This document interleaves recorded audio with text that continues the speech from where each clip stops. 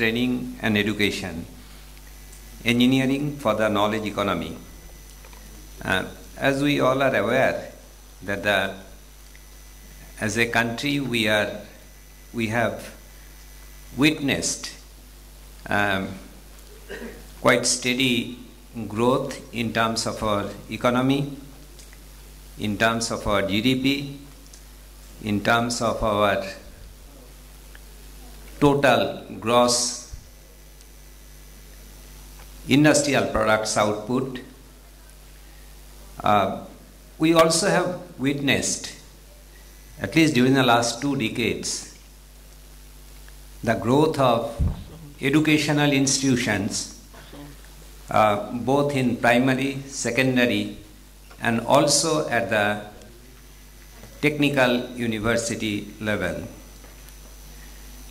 In spite of such growths, if we compare the status right now in India today, compared to many of our competitors, even amongst the BRIC countries like Brazil, Russia, China, and not only that, even some of the South American countries like Argentina, even a very lowly placed country like, say, Mexico, as a matter of fact, many of them, relatively, they are doing better than us.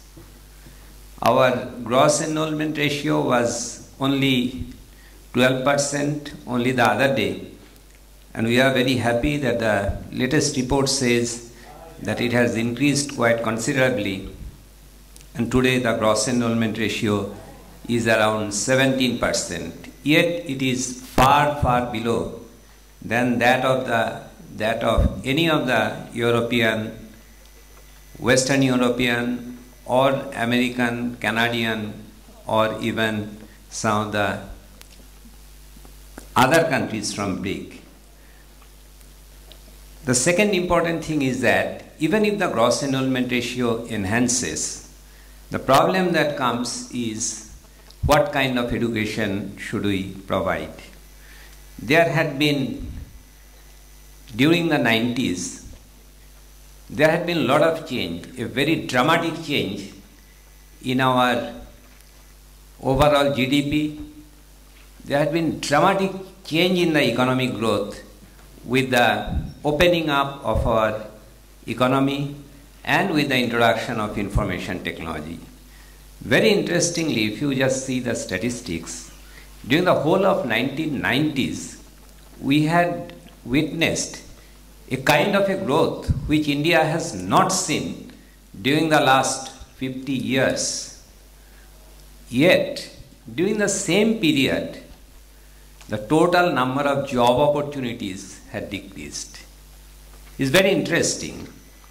That means on the one hand, there's an economic growth, the overall capacity, the industries are coming up, yet many people started feeling that whether this growth is a jobless growth or not.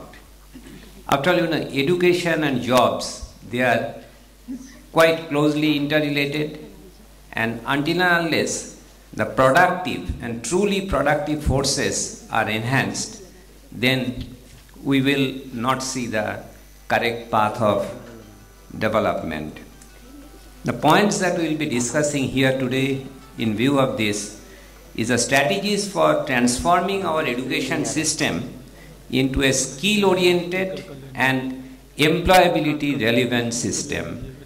And we have to discuss the national mission for skilling about 50 crores of our population, and we have amongst us some of the country's best known people who can authoritatively give their discourse on these points. Today we are very happy that we have with us Professor S.S. Mantha, Chairman, All India Council for Technical Education, AICT, and I am sure that in the country today there is no one who is better placed to give an authoritative view on this particular area. Dr. Srikant Banshal, Director Technical, GE's International Services. Madam Revati Srinivasan, Director Education and Principal, Srimati Shulochana Devi Singhania School. Mr. Sandeep Sharma, Joint CEO, Society for Creation of Opportunity through Proficiency in English Language. So we have got a very good speakers here in this panel, and I'm sure that the discussions to come will be not only educative, but also will give us a very specific direction in which the nation should move tomorrow. With these few words, I would first request Professor Montha, Chairman, AICT, to present his deliberation. Professor Montha, please.